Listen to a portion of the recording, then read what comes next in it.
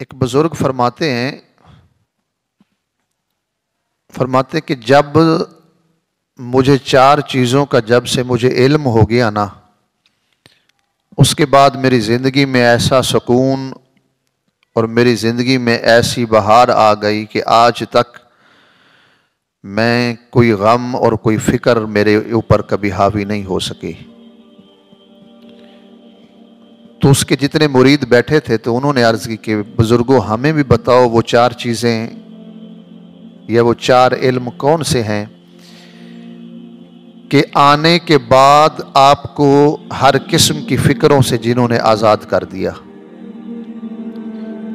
تو جو اللہ والوں کی باتیں ہوتی ہیں یہ ہمارے لیے تعلیمات رکھتی ہیں بہت زیادہ، ان میں بڑا سبق ہوتا ہے۔ تو اس بزرگ نے جواب دیا، سب سے پہلا کہا اللہ نے جو حق میرے ذمہ لگایا ہے، اللہ نے جو حق میرے اوپر رکھا ہے نا، اللہ نے اس کو میرے سوا کوئی دوسرا ادا نہیں کر سکتا۔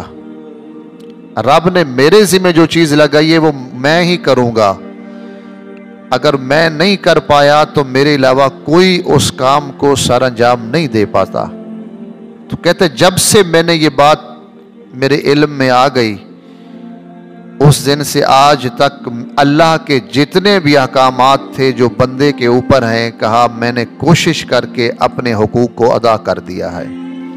یہ تو نہیں ہو سکتا کہ زکوٰۃ ہم پر فرض ہو اور پھر ہم یہ کہیں کہ ہمارے بچے زکوٰتیں بعد میں دیتے رہیں گے، حج بھی ہم پر فرض ہو اور ہم کہیں ہمارے بچے حج کرتے رہیں گے، نماز ہم پر فرض ہو اور ہم کہیں ہمارے بچے نمازیں پڑھتے رہیں گے۔ یہ نہیں ہو سکتا۔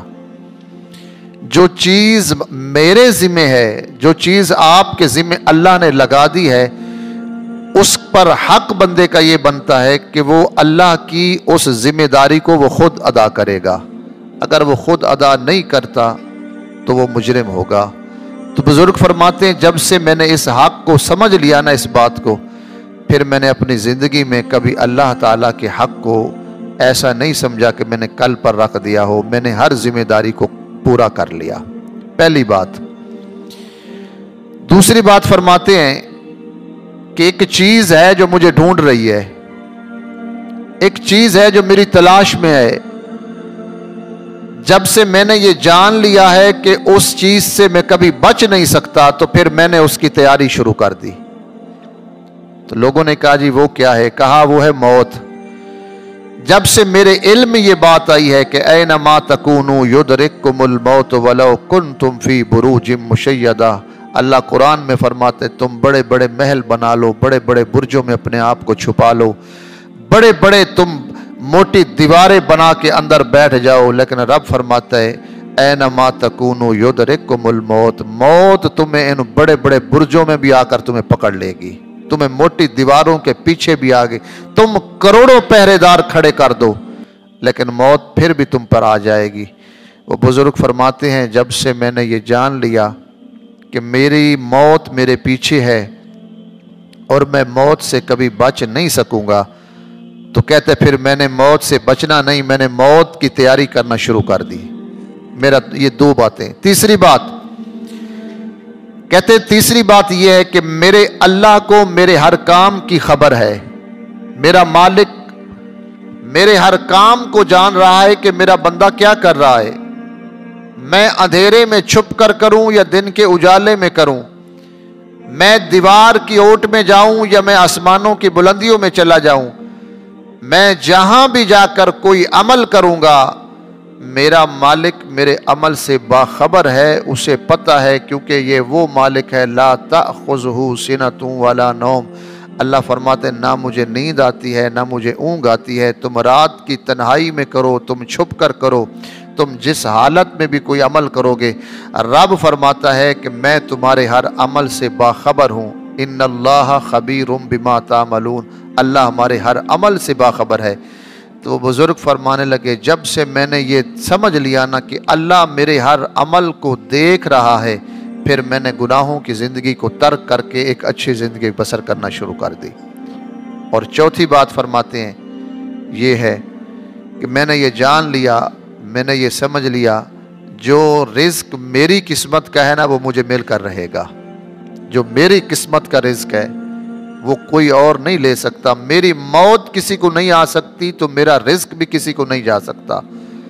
बुजुर्ग फरमाते जब से मैंने ये जान लिया कि मेरा रिज्क अल्लाह ने मेरी किस्मत में लिख दिया है, फिर मैं सर तोड़ कोशिश करूं या मैं एक नॉर्मल मेहनत करता रहूं, जैसा रिज्क के हलाल का अल्लाह ने तरीका बताया है, मुझे मिलना वही है जो अल्लाह तबारक व तआला ने मेरी किस्मत में लिख दिया है। तो वो फरमाते हैं बेटा उसके बाद मैं मुतमईन हो गया कि मेरे मालिक ने जो मेरा हिस्से का रिज्क था वो मेरी पैदा होने से पहले उसने लिख दिया है, तो फिर मैं क्यों तगोदो करूं, क्यों मैं झूठ बोलूं, क्यों मैं ठगबाजियां करूं, क्यों मैं लोगों के पास जाकर रिश्वतें लूं। मैं जो रब ने मेरा रिज्क लिख दिया है वो मुझे मिलकर रहेगा। जब ये बात का इल्म मुझे हो गया तो कहते मुझे अल्लाह ने फिर हर फिक्र से आज़ाद कर दिया। मैं हर फिक्रों से, ये चार इल्म जब मेरे पास आ गए, ये चार चीज़ें, सबसे पहले कि मुझे कोई शय ढूंढ रही है और वो मेरी मौत है, मैं उससे बच नहीं सकता। दूसरी बात यह है मेरे काम से अल्लाह हर वक्त बाखबर है, कोई रात का पहर हो या दिन का, मेरे काम से अल्लाह ताला जानता है ये क्या कर रहा है। फिर मैंने गुनाह करने छोड़ दिए। तीसरी ये बात, अल्लाह ने जो मेरे हक, मेरा जिम्मा जो लगाया है उसे मैंने ही अदा करना है, कोई और नहीं अदा करने आएगा। और चौथी ये बात, जो रब ने मेरा रिज्क मेरी किस्मत का लिखा था वो मुझे मिलकर रहेगा। तो फिर तो कहते हैं मैं हर फिक्र से आज़ाद हो गया। अल्लाह तबारक व तआला ने मुझे हर फिक्र से आज़ाद कर दिया कि मेरे बंदे को अब समझ आ गई है कि मैं मालिक हूँ, मैं राज़िक हूँ, मैं हर वक्त देख रहा हूँ और तुम मौत से भी नहीं बच सकते। अल्लाह ने मुझे दुनिया की हर फिक्र से आज़ाद कर दिया। और याद रखो अगर हम भी बचना चाहते हैं ना फिक्रों से, तो ये चार चीज़ें बड़ी इल्म वाली हैं, चारों चीज़ें ही। इनमें से एक चीज़ भी ऐसी नहीं है कि जिसको हम छोड़ दें। हर शय को हम अगर लाजिम पकड़ लें तो यकीनी बात है कि जिस तरह अल्लाह तबारक व तआला ने फरमाया अगर तुम गुनाह से महफूज रहोगे तो हम तेरे रिज्क में बरकतें अता कर देंगे। जिस तरह अल्लाह तबारक व तआला के नबी सल्लल्लाहु अलैहि वसल्लम ने फरमाया जो हर वक्त बावजू रहता है अल्लाह तबारक व तआला के फरिश्ते दिन चढ़ने से पहले उसका रिज्क उसके घर आके रख जाते हैं। तो बात सिर्फ इतनी है, हमने अपने आप को बदलना है। हमने ये देखना है कि अल्लाह बाखबर है और अल्लाह मेरे हर अमल को देख रहा है। हमने हर लम्हा मौत की तैयारी करनी है कि मौत का वक्त मुतय्यन है, मौत आकर रहेगी, मैं इससे बच नहीं सकता। और हम ये सोच लेना कि मेरे मालिक ने जो मेरा रिज्क लिखा था वो मुझे मिल जाएगा। तो कभी हम ये ना कहें कि फलां बंदे ने मेरा रिज्क बंद कर दिया है।